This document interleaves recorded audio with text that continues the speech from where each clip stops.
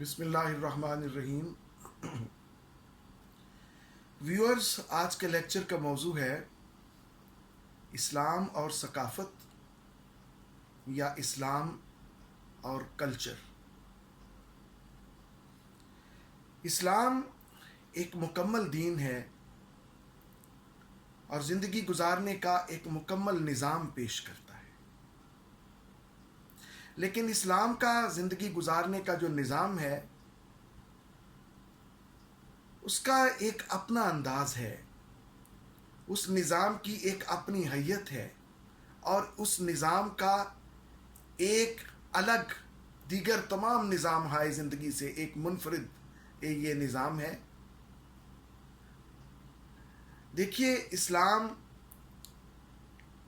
ہمارے تمام زندگی کے پہلوؤں کا احاطہ کرتا ہے،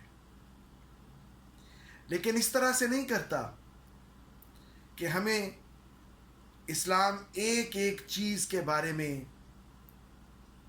باقاعدہ رہنمائی یا گائیڈ کرے. یعنی اسلام ہمیں یہ بتائے کہ آپ نے یہ پہننا ہے، یہ کھانا ہے، یہ پینا ہے. یوں نہیں، بلکہ اسلام کا ایک اپنا انداز ہے. اسلام روح زندگی کے بارے میں احکامات جاری کرتا ہے. اسلام شکل زندگی کے بارے میں احکامات جاری نہیں کرتا. جو روح زندگی کے بارے میں اسلام کے احکامات ہیں، اگر ہم ان کو اپنے اپنے انداز میں فالو کریں، ان کی پیروی کریں، تو جس انداز میں ہم پیروی کریں گے وہ ہماری تہذیب ہوگی، وہ ہماری ثقافت ہوگی، وہ ہمارا کلچر ہوگا. اگر ہم اس کے عین مطابق جو کہ اسلام نے ایک پیغام دے رکھا ہے اپنے نظام ہائے زندگی کو ایڈجسٹ کریں گے تو ہم اسلام کے مطابق زندگی گزار رہے ہیں. مثال کے طور پر اسلام، جیسا کہ میں نے ابھی عرض کیا کہ روح زندگی کے بارے میں احکامات جاری کرتا ہے، شکل زندگی کے بارے میں اسلام احکامات جاری نہیں کرتا. مثلا اسلام یہ کہتا ہے کہ آپ لباس ایسا پہنیے کہ وہ آپ کا لباس آپ کے لیے ستر پوش ہو، یعنی آپ کی ستر پوشی کرتا ہو، آپ کے جسم کو ڈھانپتا ہو پوری طرح سے. یہ اسلام نے ایک قانون دے دیا ہے. یہ ایک روح زندگی جسے آپ کہہ سکتے ہیں کہ لباس کے بارے میں اسلام نے روح بتا دی ہے کہ آپ کا لباس اس طرح سے ہو.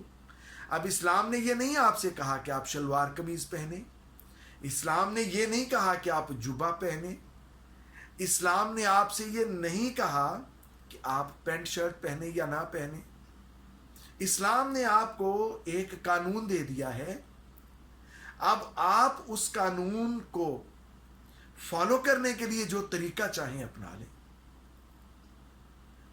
اب ہمارے اپنے اپنے کلچرز ہیں، آگے اپنی اپنی ثقافت ہے. ہم یہاں پاکستان میں یا یہ بر صغیر میں ہم شلوار قمیض پہنتے ہیں. شلوار قمیض ہمارا کلچر ہے، اور اگر یہ ہماری ستر پوشی کر رہا ہے تو یہ اسلام کے عین مطابق ہمارا کلچر ہے.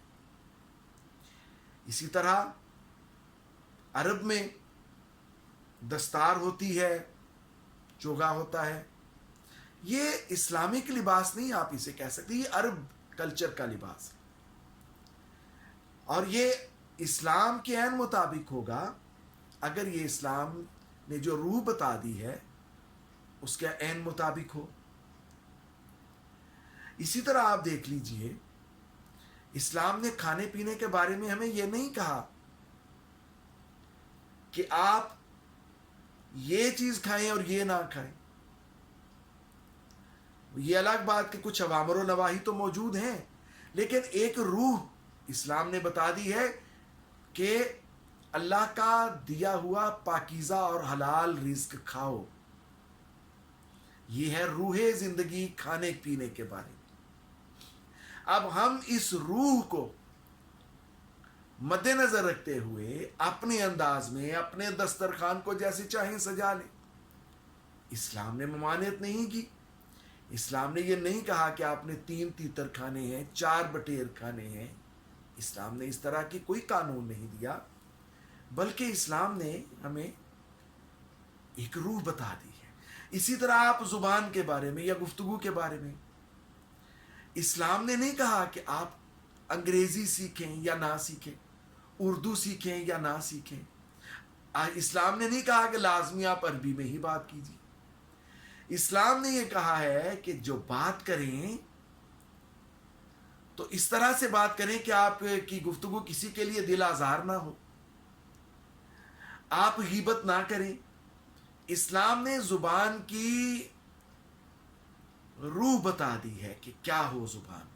اب آپ جس لینگویج میں چاہیں بات کریں، یہ آپ پہ ڈیپینڈ کرتا ہے، لیکن اس روح کو مد نظر رکھیں جو اسلام نے آپ کو بتا دی ہے. یہ ذہن میں رکھیں کہ بہت ساری چیزوں میں اب ہمارا کلچر، ہماری ثقافت اتنا پاورفل ہو گیا ہے، اتنا طاقتور ہو گیا ہے کہ اس نے اسلامی روح کو پیچھے چھوڑ دیا ہے.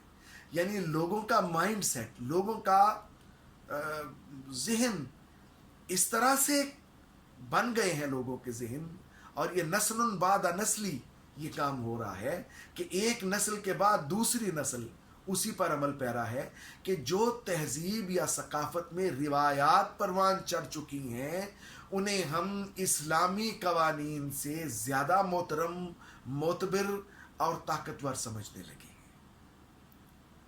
مثال کے طور پر اسلام نے، آپ قرآن پاک پڑھ کے دیکھ لیجئے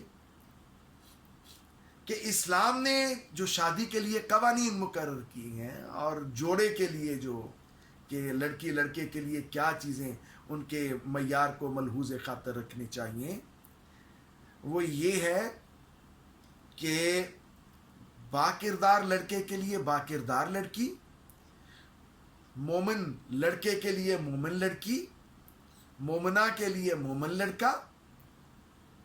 یعنی کردار کا بتا دیا اسلام نے، ایک روح دے دی.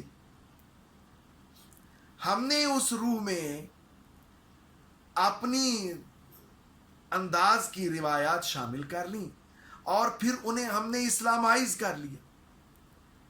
اسلامائز کرنے سے مراد یہ ہوتی ہے کہ جو چیز اسلام میں نہ ہو ہم اس کو خود اسلام کا درجہ دے لیں، اسے کہتے ہیں اسلامائز کرنا. ہم نے اپنی روایات کے مطابق کاسٹ سسٹم کو، یعنی ذات پات کے نظام کو شادیوں میں اتنا طاقتور کر لیا ہے کہ اس میں اسلام کے جو روایات یا قوانین ہیں وہ بالائے طاق رہ گئیں. ہماری جو تہذیب کی روایات ہیں، ثقافت کی روایات ہیں، وہ مضبوط ہو گئی. ایک ذات دوسری ذات سے ایک ذات اپنی ذات سے باہر شادی کرنے کے لیے بیٹی بیٹے کی تیار نہیں ہے، جس کی وجہ سے مسائل پیدا ہو رہے ہیں.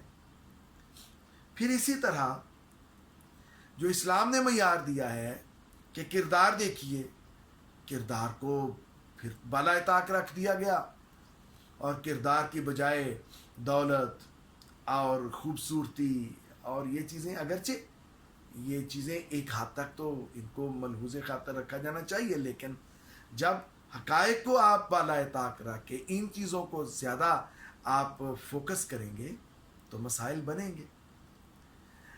اسی طرح ویورز، ہم نے یہ دیکھ لیجئے کہ قرآن پاک میں بیٹی کا جو والدین کے حصے میں سے ترکہ بنتا ہے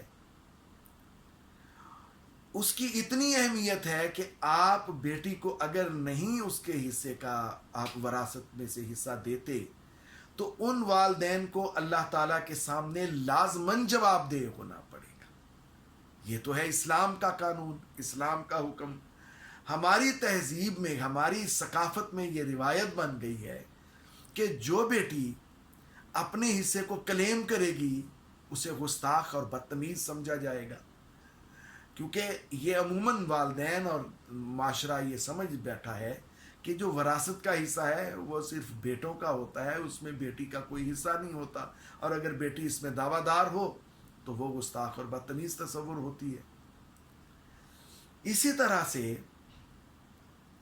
ہم نے اپنی جتنی بھی اسلامی روایات ہیں انہیں فراموش کر کے ہم نے اپنی تہذیبی روایات کو، اپنی ثقافتی روایات کو اتنا طاقتور کر لیا ہے کہ دھیرے دھیرے آہستہ آہستہ جو اسلام کا روح ہے، اسلام کا جو حقیقی پیغام ہے، وہ اب دیکھیے نا، شکل زندگی اور روح زندگی کیا ہے؟ روح زندگی ہے قرآن پاک کا پیغام، جو قرآن پاک میں پیغام ہے وہ روح ہے قرآن پاک کی۔ جو شکل زندگی ہے وہ قرآن پاک کی کتاب ہے جو آپ کے سامنے پڑھی تاج کمپنی نے یا کسی کمپنی نے جو پبلش کی ہوئی۔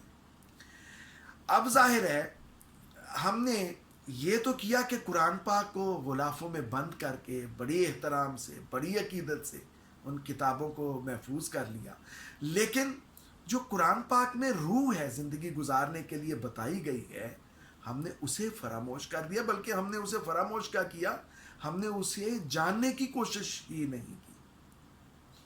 تو اسلام اور کلچر دو مختلف چیزیں ہوتی جا رہی ہیں۔ اگر پہلے تو یہ ہوتا تھا کہ ہم اپنے کلچر کو، اپنی ثقافت کو اسلام کی روح کے مطابق ڈالتے تھے، اب جب سے یہ تہذیب نو آئی ہے تو ایک نیا نعرہ شروع ہو چکا ہے کہ اسلام کو نئے تقاضوں کے مطابق، نئی تہذیب کے تقاضوں کے مطابق اس کی تشریح کی جائے، جبکہ ہونا یہ چاہیے کہ نئی تہذیب کے تقاضوں کی اسلام کے تقاضوں کے مطابق تشریح کی جائے، تاکہ زندگی جس نے عطا کی ہے اس کے احکام کے مطابق گزرے، اس کو پتہ ہے کہ ہماری زندگی کیسے گزرنی چاہیے، یعنی اللہ تعالیٰ کو، کیونکہ اس نے یہ زندگی ہمیں عطا کی ہے۔ جس نے عطا کی ہے وہ جانتا ہے کہ ہماری زندگی کیسی ہونی چاہیے، کس طرح سے گزرنی چاہیے، اور ہمیں اپنی تہذیب کو اس کے قانون اور اس کے حکم کے مطابق ڈالنا چاہیے، نہ کہ اپنی خود ساختہ۔ اب آپ لباس ہی دیکھ لیجئے، ستر پوشی میں نے آپ سے عرض کی نا، یہ لباس، یہ روح ہے اسلام کی۔ آپ بتائیے اب یہ روح کہاں چلی گئی؟ ہم نے اس روح کو ایسے فراموش کر دیا، اور ہم نے اس روح کو پر عمل کرنے والوں پر طرح طرح کی ان پر تانا زنی کرنا شروع کر دی کہ یہ آؤٹ ڈیٹڈ ہے، یہ کنزرویٹو ہے، یہ پرانے خیالات کا حامل ہے، خاتون ہو یا مرد ہو۔ یوں دھیرے دھیرے آہستہ آہستہ ہماری اسلام کی جو روح ہے وہ کمزور پڑتی جا رہی ہے، اور ہماری خود ساختہ جو ثقافت ہے وہ پروان چڑھتی جا رہی ہے، جو کہ نسلوں کے لیے بے حد خطرناک ہے۔ ویورز، میں آپ سے ملتجی ہوں، آپ جو کہ میرا یہ پیغام سن رہے ہیں یا مجھے دیکھ رہے ہیں، آپ اس بات پر ضرور غور فرمائیے کہ اگر آپ بھی اسلام کی روح سے نکل گئے اور اس خود ساختہ تہذیب نو کے خود ساختہ کلچر کو آپ نے اپنا لیا، تو پھر زندگی کہاں چلی جائے گی، اور نسلاً بعد نسلی ہمارا کیا حال ہو جائے گا۔ اللہ تعالی ہمیں راہ راست پر چلنے کی توفیق اور ہمت عطا فرمائے۔ وما علینا الا البلاغ۔